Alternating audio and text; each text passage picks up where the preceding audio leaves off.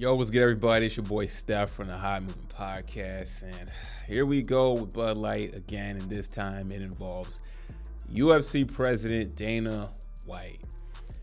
Now, UFC had just signed a 6-year sponsorship deal with Bud Light worth $100 million or north of $100 million, replacing Modelo starting January 1st, and of course, a lot of backlash. Why? Because we all know, going down memory lane, what happened this past spring with Anheuser-Busch and Bud Light and the whole Dylan Mulvaney and sending that man a can to commemorate 365 days of womanhood. Talk about slapping your consumer base, slapping middle America. And they lost a lot of money in that. Really divided the country on this particular situation. And, I sided with the consumers because I thought it was messed up, right? I mean, you have plenty of other people to honor, plenty of women, actual women to honor, and you want to send this person who's been pretending to be a woman for a few days a commemorative can. I don't care if it came from the marketing department. I don't care if it was just one can. It doesn't matter. Not a good look. You knew it was gonna go viral. All that mess. Okay, you thought you guys were gonna, scoop that market share, right? So, anyways, back to UFC President Dana White. He got pretty defensive when people were calling him out about why Bud Light. This is what you stand for. And he tries to act like he's smarter than everybody else. He's basically saying, he says, look, it's not like Bud Light showed up and they were the only option I had to get money. You know how effing stupid that is? This was all about, and I said yesterday, and I'll say it again, everybody on every side of this deal that were involved, other beer companies and everything else about it, positively know that this was not about money for me. Then that's a lie. That's a lie because Anheuser-Busch is the biggest company compared to the other beer companies. Their umbrella is massive. Okay, so they offered you the biggest bag. Okay, but then he turns around and talk about, oh well, for Anheuser-Busch it was about core values for me. I'm at a point in my life and a point in my career where nothing is just about money anymore. Well, if it wasn't about money anymore, wouldn't you pay your fighters a little more money? You know what I'm saying? UFC are notoriously cheap for paying the fighters.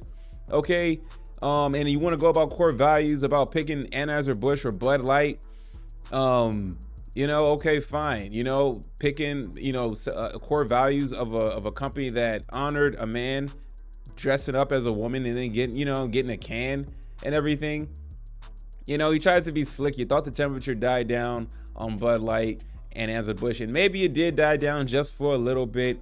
But no, okay, people still remember. People aren't going to forget how triggering that was, how disrespectful it was to their consumer base, that acts like they care about, middle America and law enforcement and service to our, all that stuff, man.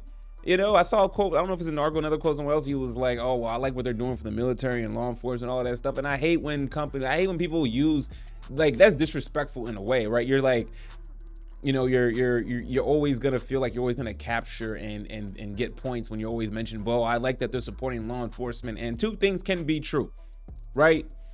Yes, we like that companies support our law enforcement, support our men and women doing public services. Very commendable, and it's nice when companies can honor them and do things for them because a lot of times those jobs get unnoticed. So I understand that. Not against that, but at the same time, they can also be wrong for honoring the stupidest stuff, like what they did this past spring.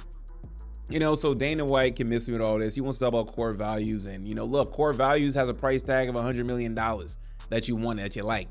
You know what I'm saying? Let's be real here. And he's getting defensive about it. You know what I'm saying? It's like everybody has an opinion comparing to COVID. No, okay, you make a lot of money. You make the most money in UFC. Your fighters don't make a whole lot. You're signing deals. Anybody can look up who has the biggest market share in the alcoholic beverage market. Is Anheuser-Busch. They offered you the biggest bag. Okay, all right. Don't say it's about core values and you like what they're doing. It's a bunch of nonsense. We know it. You're a capitalist. You're always gonna be a capitalist. Then just admit it, right? You're doing LGBTQ related things for UFC. Okay, just say, hey, we're going a different direction. All right, let the customers decide if they want to watch UFC, if they want to support that type of movement that you're trying to push. Okay, You want to support LGBTQ, you want Bud Light, okay, say that you're full on board. Say that. Don't dance around and then try to say, oh, you know, it's core values and I like what they're doing for men and women in service and all this other stuff. That's a bunch of BS and nonsense, man. So just my quick take on it. Dana White, very, you know, and also core values is funny, man. You the last person about core values. I mean, was he not recently seen clocking his spouse upside the head, you know what I'm saying, a few months ago?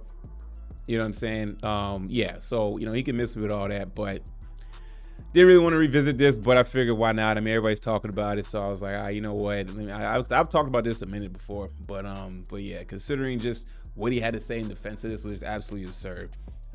You know, it almost wanted to vomit. Core values, Bud Light, core values, doesn't fit in the same sentence to me, man. So anyways, let me know what y'all think about all this. Thanks for watching. Please like, subscribe.